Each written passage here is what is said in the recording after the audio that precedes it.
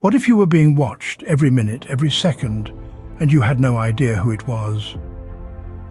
Let's delve into the murky and unsettling world of stalking, the unseen terror that lurks in the shadows. Imagine not a physical predator, but an elusive, faceless entity, an entity that watches, follows, and invades your personal space without you ever knowing their identity. The psychological implications of being a victim of stalking are profound, leaving an indelible mark on the psyche. The sense of constant fear and anxiety can be consuming, turning even the most mundane tasks into a nerve-wracking ordeal. Your home, once a sanctuary, now feels like a prison. You're always looking over your shoulder, questioning every unfamiliar face. The world becomes a terrifying labyrinth where danger lurks at every corner. Now imagine if that wasn't just a figment of your imagination. What if that fear became a living reality for one individual? It all started as an ordinary day in the life of Jane Doe. Jane was your quintessential everywoman, an individual who embraced the beauty of the mundane. She hailed from a small town in the Midwest, where the community was tight-knit and neighbors knew each other by name. Jane was a beacon of positivity, her warm smile and infectious laughter making her a beloved figure within her community. Her life was a comfortable routine, a symphony of the ordinary. Morning saw her jogging in the local park, a ritual she followed religiously.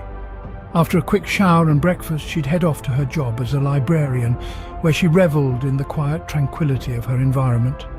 Her love for literature was palpable, her passion for sharing knowledge with others a testament to her kind nature. Post-work, evenings were for her friends and family. They'd often gather for meals, their laughter echoing through the homely confines of her modest abode. Jane was a devoted daughter, a loyal friend, and a beloved member of her community, her life a testament to the beauty of simplicity. Weekends were when she let her hair down, indulging in her love for painting. The local community centre was her haven, where she spent hours lost in vibrant hues and intricate strokes.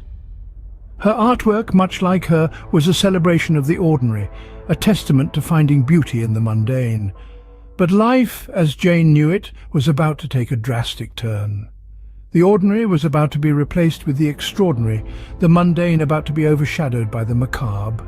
The life she cherished, the routine she found comfort in, was about to be disrupted by a force she couldn't comprehend. Then the first sign of something sinister appeared. Unexplained calls, shadowy figures, a sense of being watched. It began subtly.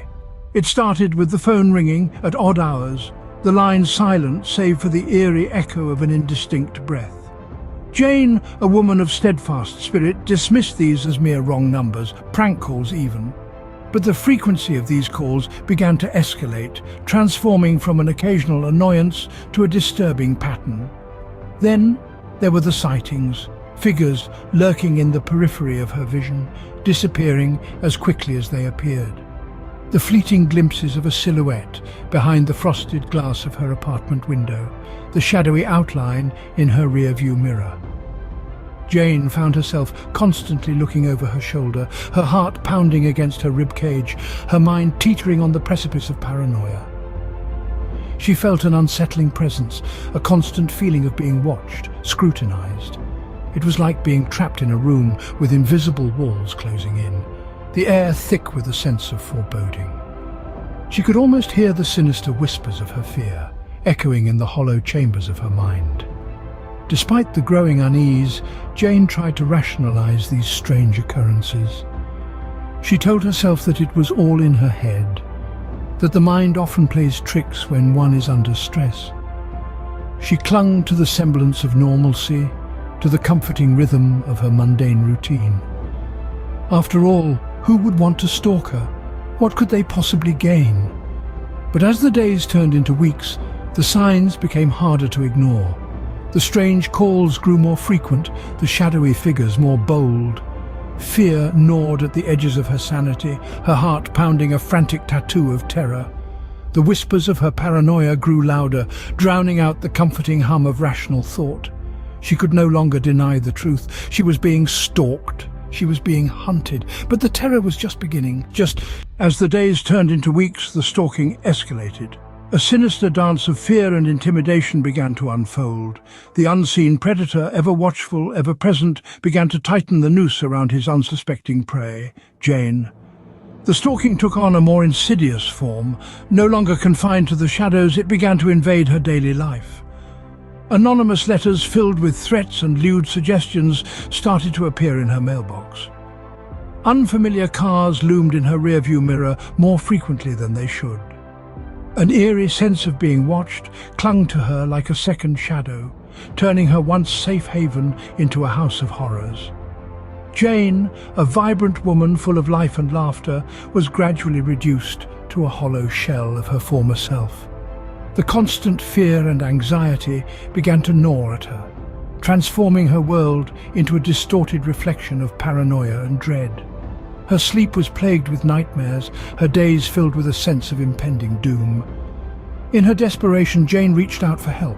She turned to the only beacon of hope she could think of, law enforcement. But her pleas fell on unsympathetic ears, drowned out by the cacophony of bureaucratic indifference and disbelief. "You're probably just overreacting," they said. "There's not enough evidence to suggest you're in danger." This response left Jane feeling more isolated than ever. The very people she had expected to protect her had turned a blind eye to her plight. The system she had trusted failed her, and every dismissal, every rejection was a silent victory for the unseen stalker. The spiral of fear continued to tighten, each turn more terrifying than the last. Jane was caught in the eye of a storm of uncertainty, danger and terror. Her world was closing in, darkness seeping into every corner of her life. In the darkness, the unseen stalker still lurked.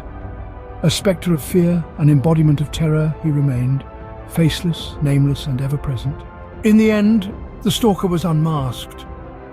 A phrase that carried a promise of relief, of an end to this long, terrifying journey. It was as if the final piece of a jigsaw puzzle had fallen into place, revealing a picture that was both horrifying and liberating. The identity of the stalker was a shock, an unexpected twist in this macabre tale. He was not a stranger lurking in the shadows, but someone from Jane's past. A face she had once known, but had long forgotten. A former classmate harboring a grudge that had festered over the years. He was driven not by some twisted love or obsession, but by a deep-seated resentment and a desire for revenge. The motive was revealed to be a perceived slight. A misunderstanding from their school days that had been blown out of proportion. A grudge that had grown into an obsession that had turned into a dangerous game of stalking. The stalker had been feeding off Jane's fear, using it to fuel his own twisted sense of satisfaction. The unmasking was not a grand spectacle, but a quiet, sobering moment. There were no dramatic confrontations or heart-stopping chases. Instead, it was a simple yet profound revelation that came about through the diligent work of law enforcement and the unwavering courage of Jane herself. The shock of the unmasking rippled through Jane's life, shaking her to her core. But it was also a moment of relief, a sigh that was released after months of holding her breath. She was no longer in the dark, no longer a prey to an unseen predator. She could finally begin the process of healing, of reclaiming her life from the clutches of fear. And so, the unseen stalker was unmasked. His identity, once shrouded in mystery, was now laid bare for all to see. The shadow that had loomed over Jane's life was finally dispelled, leaving in its wake a newfound sense of strength and resilience. The unseen stalker was no longer unseen. Life after the stalking was a battle for Jane Doe. The unseen terror had left its mark, its shadow casting long and dark across her life. The echoes of fear were slow to fade, whispers of a past that gripped her heart with an icy hold. Yet Jane was not one to be easily defeated. She sought help, leaned on the pillars of support around her, and gradually began her journey back to normalcy. She attended therapy, sowing the seeds of recovery in the fertile soil of resilience. Each day was a step forward, each moment a testament to her strength. Jane channeled her experience into action, reaching out to others who had faced similar trials. She became a beacon of hope, a voice for the unheard. Her message was clear: you are not alone, and you are stronger than you think. In the face of unseen terror, Jane Doe had emerged stronger and braver.